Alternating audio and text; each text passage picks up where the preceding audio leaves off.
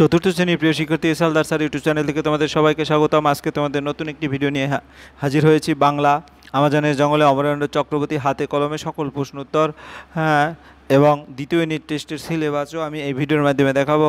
কাজে তোমরা যারা এখনও আমার এই চ্যানেলটিকে সাবস্ক্রাইব করোনি তারা এখন এই চ্যানেলটিকে সাবস্ক্রাইব করে বেল আইকনটি প্রেস করে দাও।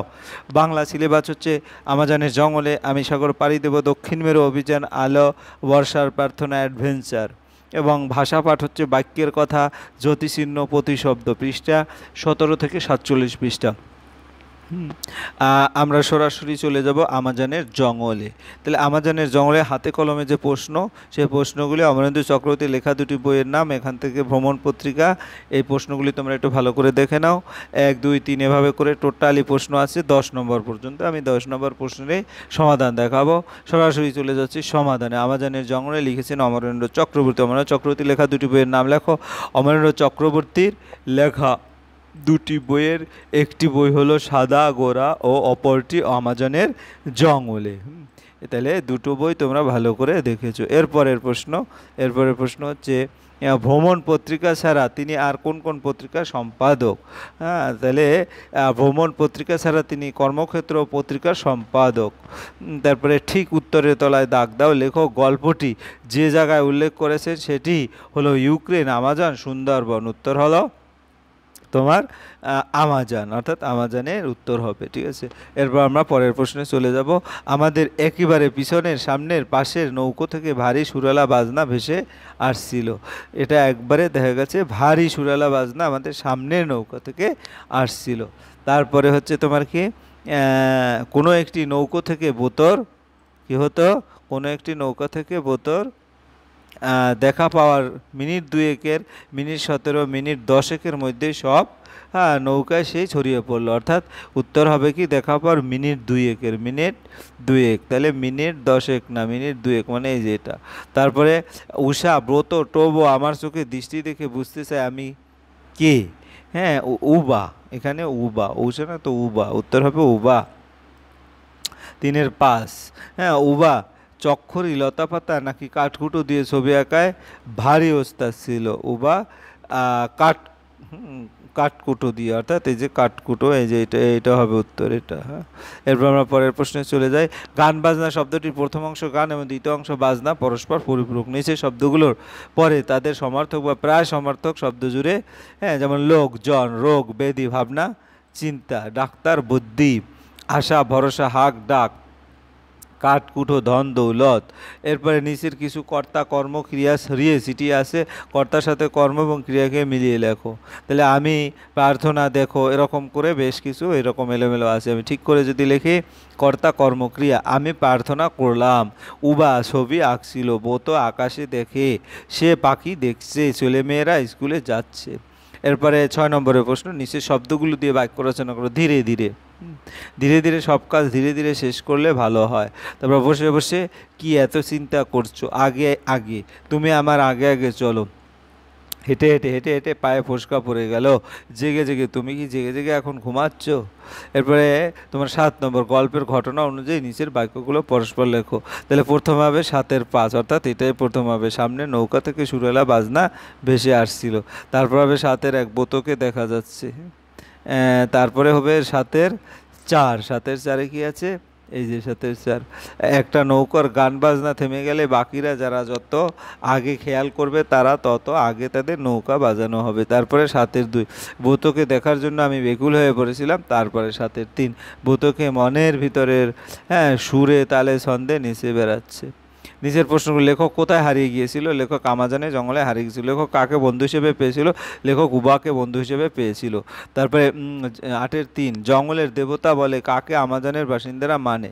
বোতকে আমাজনের বাসিন্দা জলদেবতা বলে মানে। উবা কোন শহরকে বালির দেশ বলে বুঝিয়েছেন? উবা কলকাতা শহরকে বালির দেশ বলে বুঝিয়েছেন। বালির দেশ কথার অর্থ কী?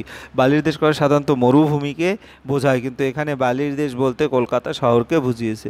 তাই নিচের প্রশ্নগুলির উত্তর নিজের ভাষায় লেখো। কাকাদের সঙ্গে না থাকাকে পাঠ্যাংশ আগন্তুক ছেলেটি সৌভাগ্যজনক মনে করছেন কেন? পাঠ্যাংশ আগন্তুক ছেলেটি তার কাকাদের সঙ্গে না থেকে সৌভাগ্যজনক বলে মনে করেছে। তার কারণ, হ্যাঁ, তার কাকারা থাকলে আমাজনের জঙ্গলে নদী, মানুষজন, এমন চমৎকার চাঁদের আলো কিছুই দেখতে হতো না। কোনো উৎসবের কথা পাঠ্যাংশে রয়েছে কীভাবেই বা প্রসঙ্গ উত্থাপিত হয়েছে। এখানে নৌকো উৎসবের কথা বলা হয়েছে। আগন্তুক বালকটি এবং তার সঙ্গে উবা নৌকো করে নদীতে ঘুরছিল। আশেপাশে নৌকা থেকে গান বাজনা ভেসে আসছিল। হঠাৎ সেই সব গান বাজনা থেমে থেমে যেতেই উবা ছেলেটিকে ফিসফিস করে জানালো কাছাকাছি বোতো আছে এবং সেদিন নৌকো উৎসবে বোতোয় দেখা পাওয়া শুভ লক্ষণ। বোতো সম্পর্কে আমাজন অঞ্চলে প্রচলিত বিশ্বাসটি কি, তার সম্বন্ধে সেকালে কি কল্পনা করে।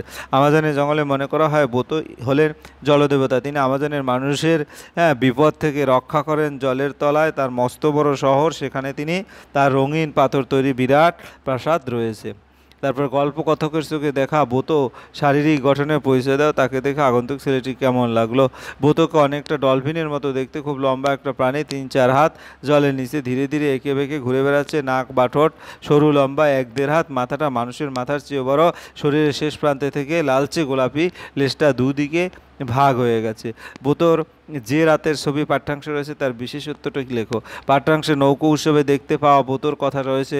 বোতোকে ওই দিন দেখতে পাওয়া নাকি খুবই সৌভাগ্যের লক্ষণ। ওই বোতোই নাকি আমাজনের বিপদ আপদে মানুষকে রক্ষা করে। জলের তলায় থাকা প্রাণীটির নাক ও ঠোঁট খুব সরু লম্বায়, প্রায় 1-1.5 হাত, মস্ত বড় মাথা, রংটা প্রায় গোলাপি। বোতোর কাছে আগন্তুক ছেলেটির নীরব প্রার্থনা কী ছিল? বোতোর কাছে আগন্তুক ছেলেটির নীরব প্রার্থনা ছিল যেন আমাজনের রক্ষাকর্তা বোতো তাকে তার বাবা মা, স্কুলের বন্ধুদের কাছে ফিরিয়ে দেয়। ছবি এঁকে আগন্তুক ছেলেটি উবাকে কী বোঝাতে চেয়েছিল?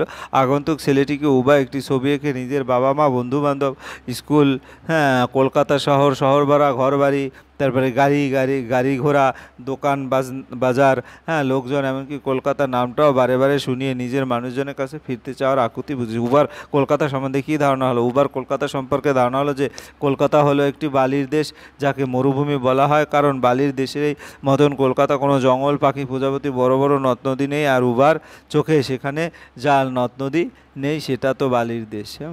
কলকাতা সম্পর্কে উবার ধারণাকে বদলে দিতে তুমি কি করতে চাও? উবার ধারণা কলকাতা একটি বালির দেশ, অর্থাৎ মরুভূমি। উবার ধারণা বদলে আমি শহরের রাস্তায় বেশি করে গাছ লাগাতে বলবো। রাস্তায় গাড়ি চলার সময় যাতে বেশি ধোঁয়া না ছাড়ে, বেশি শব্দ না করে তার খেয়াল রাখবো। রাস্তার পাশে খাবার জলের ব্যবস্থা করব। প্রত্যেক পাড়ায় পাড়ায় ছোট ছোট পার্ক তৈরি করে সেখানে বেশি করে গাছ লাগানো এবং গাছ লাগানোর ব্যবস্থা করব। শহরে যেসব সরোবর, ঝিল রয়েছে সেগুলো পরিষ্কার করে রাখার ব্যবস্থা করব, যাতে পরিযায়ী পাখিরা আসে।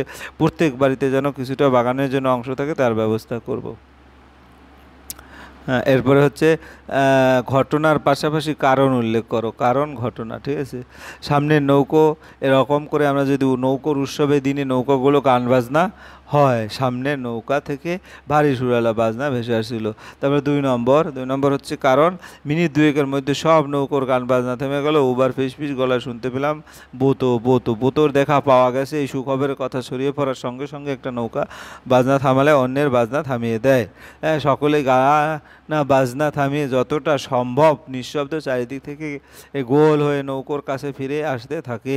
উবা ছেলেটা কে, কোথা থেকে আসছে তার পরিচয় জানতে চায়। জঙ্গল ঘুরতে ঘুরতে উবা একদিন হঠাৎই হাঁটু গেড়ে মাটিতে বসে পড়ে। আগন্তুক বালকটি বাবা মায়ের কাছে ফিরে যেতে চাইছিল। আর কয়েকটি ছবি এঁকে যতটা সম্ভব স্কুলের বিষয় বললাম।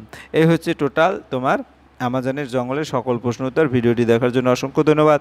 আর ভিডিওটি ভালো লাগলে লাইক, কমেন্ট, শেয়ার করতে ভুলো না। আর তোমাদের বলবো, তোমরা যারা এখনও আমার এই চ্যানেলটিকে সাবস্ক্রাইব না করে ভিডিওগুলো দেখছো, প্লিজ চ্যানেলটিকে সাবস্ক্রাইব করে বেল আইকনটি প্রেস করে দাও। আজ এই পর্যন্তই, ধন্যবাদ সবাইকে।